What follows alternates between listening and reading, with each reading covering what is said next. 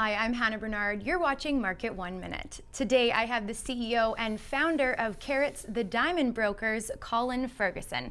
Now, Colin, you started Carats in 1989. You've had over a quarter century in this industry and even before that. So talk to me about some of the biggest differences you've seen in the diamond industry.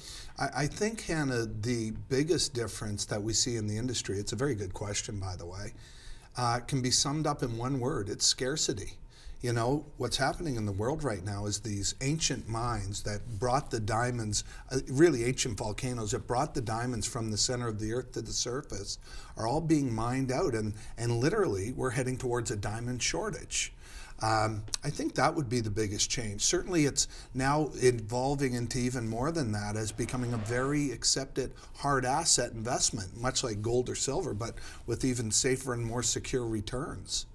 And now Carats operates with the slogan of best diamond prices globally. Right. How can you make a promise like that? And is that for qualities all across the board?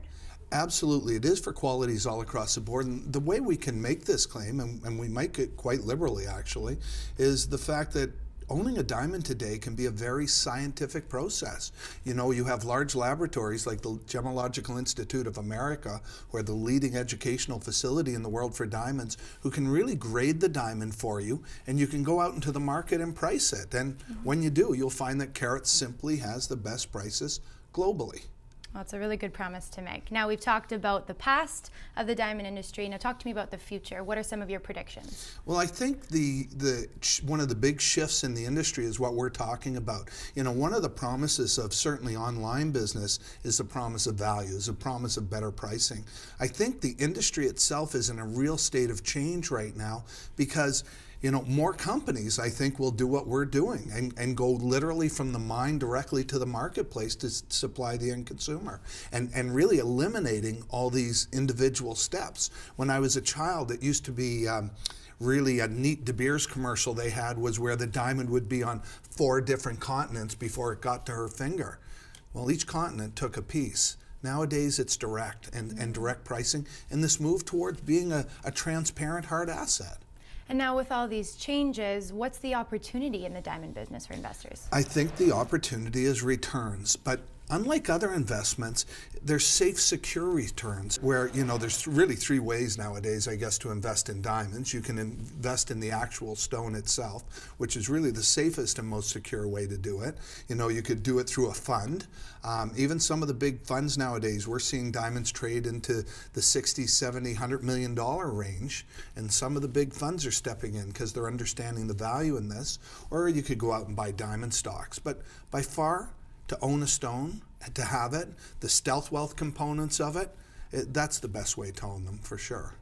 Now, getting specific to the type of diamond, the natural fancy colored diamonds, we've seen a surge in this, especially recently in the past week. How do you go about investing in those type of diamonds, and what's the return there? Well, this is something we specialized in and since way back in the early 90s. We started to really get into the investment side of the business. Back in those days, I can remember being on the cover of BC Business at one time, holding up a 4-carat flawless vivid yellow diamond that was $50,000. And, you know, people thinking the rocks were in my head, as some people actually quote it. Not so much. That same diamond today trades for over 300,000 US dollars. Where do you get those kind of returns without the risk? So do you think that there's more value in these natural fancy colored diamonds than the traditional white diamond? Absolutely. I wouldn't even today recommend the white diamonds. There's still too many of them in the marketplace. But think of this, Hannah. 1 in every 10,000 diamonds that comes out of the ground is a natural fancy colored diamonds. Look at pinks itself. We were the first supplier into our country of the pink diamonds from the legendary coveted Argyle diamond mine, those pink diamonds from Perth, Australia. And, you know, in those days, I used to make recommendations to people on to invest in them, and people thought it was crazy. Well, those stones are over 100 times the value in 25 years. We're not talking 100%, 100 times the value.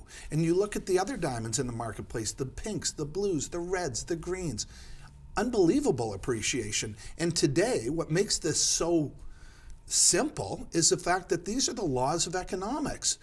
This is simple supply and demand. Worldwide demand for diamonds generally, specifically colored diamonds, is at an all-time high, which is why we're seeing these huge records being set. You know, last week it was a vivid blue diamond that sold for $48 million US. And I could have that diamond under my tongue right now, be talking to you, and you wouldn't even know it's there. Wow. Well, very educational and always a pleasure. Thank you so much for being with us, Colin. Thanks, Anna.